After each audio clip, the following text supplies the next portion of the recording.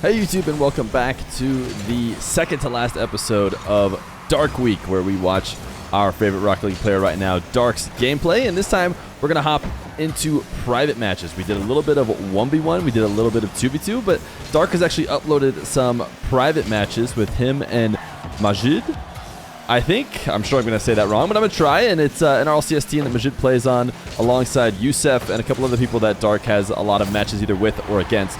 And they played a couple different private matches, so we'll see. From what I could tell, looking at the matches, it does seem like they play pretty tough against each other. You know, they're not just taking it easy and freestyling. But as always, you know, every Dark game doesn't end up seeming that way. But remember, the main rule of Dark Week is that you need to both subscribe to this channel, but also, and even more importantly, I would say, go check out Dark on Twitch and give him a follow. For every 100 followers, I'm going to be giving Dark a $10 donation, which right now I think has at $140. A lot of credit goes to that Twitch channel, about 700 on both. Nice lean back reset into shot for Dark here. And apparently maybe Dark has a YouTube channel. We'll see. I'm trying to confirm with Dark. Somebody commented on these videos as Dark saying that they're starting a YouTube channel. Of course, once I confirm that that is his channel, I'll be making sure that everybody goes to check that out, because you guys should all be subscribing to Dark on YouTube as well if he does start doing YouTube. But I'm going to confirm with him first to make sure that's him and not somebody else. And hopefully we have that confirmation before the final episode of Dark Week, which will be coming later. Dark wall dashing on his way to the ceiling, and then a clean backboard double in order to get a 2-1 lead. Both of the private matches today are against the same opponents, a top-tier opponent, as these two lab against each other. It's going to be a kickoff win for Dark as he backflips into this double. Oh, not barely able to score it, as Majid forces it into the post. Dark trying to find a way to get back on the ball and use a reset to do something. Again, he keeps ball cam off so long as he goes to grab boost, and he's not going to make it back in time. I mean, I think a little bit more time with ball cam on spent there is probably essential. I think that might lead to him not diving as far out of the play. Wave dashing right now to stay on this ball. I think he's left the net open. You know, here's an example of a position that maybe in a sweaty ranked game he might just get immediately attacked and scored on, but instead he's allowed to dash his way around and get the save in and out of the nets. Dark trying to maintain possession. Heads to the back wall as he did not get the setup for a full field dribble. He'll be forced to take it to the ground. Shadow defense. And now it's an air dribble, but the reset does not get around. So a long setup for that possession. Here's that ball cam off retreat. And you know, if you were watching a private match for the first time, I think you might look at these replays and think, you know, what is he doing? First off, that was a very, you know, sweaty goal, I would say. So they're not just completely disregarding, you know, freebies. But you might be thinking, oh, Dark is turning off ball cam and just, you know, relax it, retreat, because it doesn't matter. But those of you who've been watching Dark Week the whole way know that even in the ranked games, he is turning that ball cam off. Oh, nice. Reset Musty on the goal line to make it 4-2. He plays the same way regardless of the situation. Here's a reverse half flip on the kickoff. Not going to be able to win the race to the midfield boost. The zap dash almost gave him the burst of speed that would have intercepted. Every single landing is a zap dash, and every single time he's near the wall, he is going out of his way to get on there and try and get speed from it. Lost a bit of speed here, but maybe the craziness of setting up a net caused that miss. And now reset on an open net will be a goal. So it looks like both of them will make the mistake of swinging too wide to grab boost. And both of them will punish each other. Another kickoff win for Dark. Perfect setup on the wall to air dribble. He loves his backflip reset. Pogo shot, and he places it top right. It's so ridiculous that Dark has gotten to the point where he is placing these shots. I mean, he's basically reading defenders and slotting it away from them with a pogo, which I think everybody else in the game right now is just using that pogo mostly to get extra height on an early challenge. You know, to prevent someone from being able to early challenge them, they'll pop it up, and they're just hoping it goes somewhere towards the net. But no, Dark is basically like it's a power shot, just placing it away from the defender. Truly ahead of the game, as he always has been. as he goes for a ground double. I think he just got a reset for a backflip shot, but never got challenged. It's just shadow the whole way. So a single jump to get a 7-2 lead. As Dark dominating, it's going to be a fake kickoff, so it's not going to stop here as he wants to continue to put the hurt in on his RLCS teammate. Like I said, Majid. Okay, it can't be full sweat. Okay, it can't be full sweat, all right? I'll admit it. It wasn't a full sweat game. Dark did not want to get scored on, so a little cheeky change team to get back on defense. And another place pogo shot bottom left. So, hey, it might be a bit of a superficial 8-2, but to his credit, most of the game went, okay. And I guess there's going to be a forfeit. Can you forfeit in private matches? The replay ends here. I didn't end it. Maybe his teammate left the game or he left the game. But an 8-2 finish for Dark. We have another matchup between these two coming up next. Game 2, and like I said, Majid is a part of a team with Youssef, and it looks like Ziad. And I'm sure I'm saying all those names wrong. It usually takes me a bit and hearing the correct way to say them to get them correct. I promise I'm trying my best. I even Googled how to say them right, and I probably still got way off. So I apologize. But anyways, that was a team that was a part of, actually blanking on the name, even though I just looked it up. It is Nightmare. That's right, Nightmare. And Nightmare, making it into RLCS main events over in the Middle East. Although not really threatening the two main teams, of course, the Falcons and Rule 1. But there's actually Twisted Minds, I would say, and even maybe a couple more that have been able to threaten.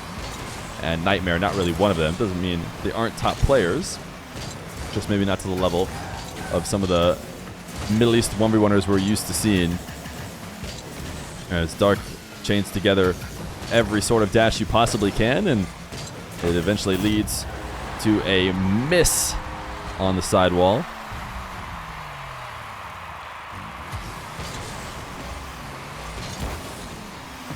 Dark not able to win in this kickoff. I expect to see a little wave dash turn, considering what we've seen from him for so long.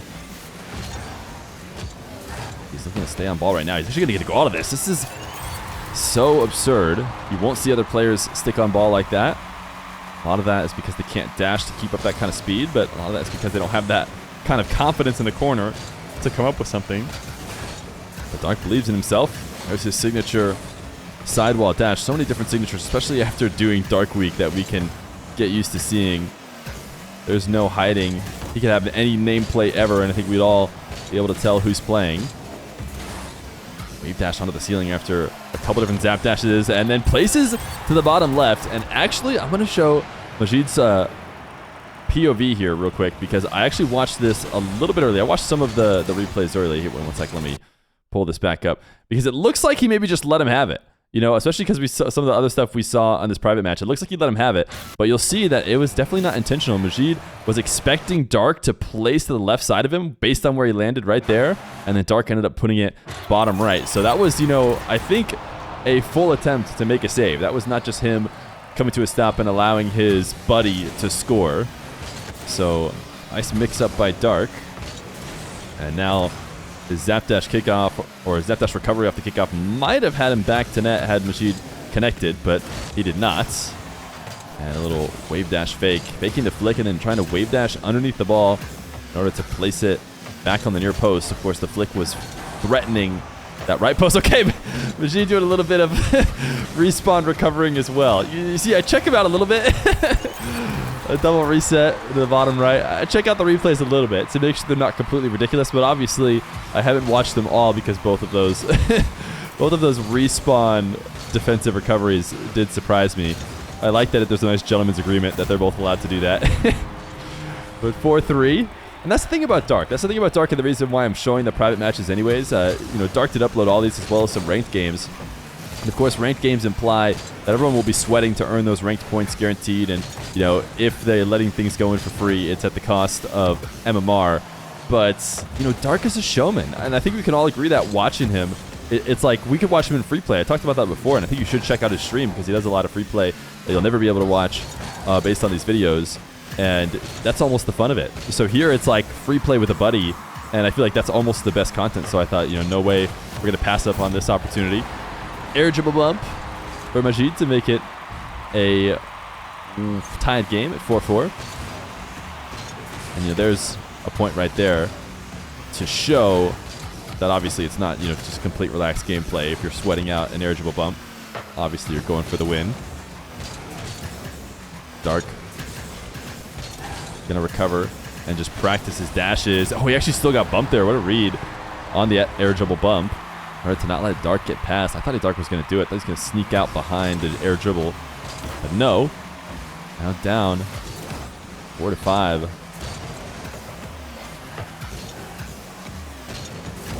Dark turning to dive on the ball. Somebody talked a little bit about watching from his opponent's perspective, because we've been doing a lot of watching Dark, and obviously it's insane to watch even from his POV, but what does it look like from the defender? So maybe we could do a little look at what it looks like to play against Dark, as Dark gets a nice reset fake. Majid was expecting it to go high and was incorrect about that. Kickoff win. She maybe wanted to flick to the top right. Ended up not doing so. That was an aggressive turn. Instead of just backing off on Dark, there goes the Dark dashing. And way to not panic there, as Dark came flying in, recognizing that even with the dashes, he was going to be nowhere close. He gets a 6-5 lead. Kickoff lost. Dark steals the boost, turns around, dashes back to the ball.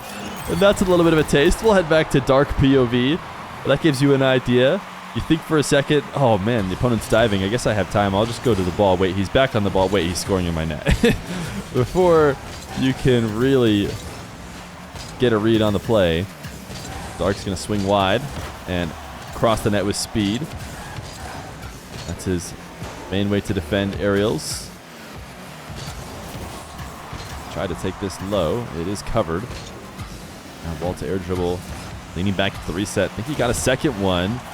Got underneath it in order to try and keep the possession going. He wasn't going to be able to score from that setup. He did steal all the boosts on the map. Looks like it's just pass from Majid, but he gets faked out, and it'll be a goal. Dark thought that his boost advantage would pay off for him, and he could just close shadow and eventually steal it.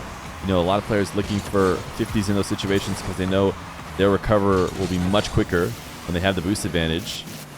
Dark never found it. Dark in and out of the nets. Does get the save. And now on 0 boost with 45 seconds. Takes it straight down the field. Majid able to force it into the corner. Dark a little bit too underneath that ball. So his reset pops away from the net instead of on target.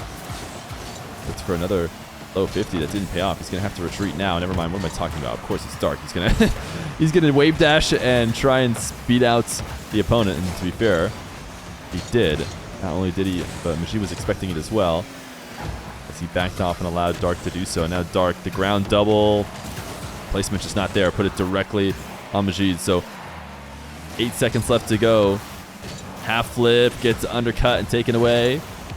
Majid just needs it to let it hit the ground, and he is going to let it. So a win for Majid in this 1v1. I think there's a couple of different ones that they uploaded, but obviously workshopping, their gameplay with each other, which is great to see. I think Dark probably does a ton of that based on the way he plays. I don't think he can get away with doing all of that, just in ranked matches. So I think a lot of free play and maybe workshopping with strong opponents in private matches. But Dark, maybe even more exciting in those relaxed environments than he is in the super competitive ones. And we got one last day of Dark Week.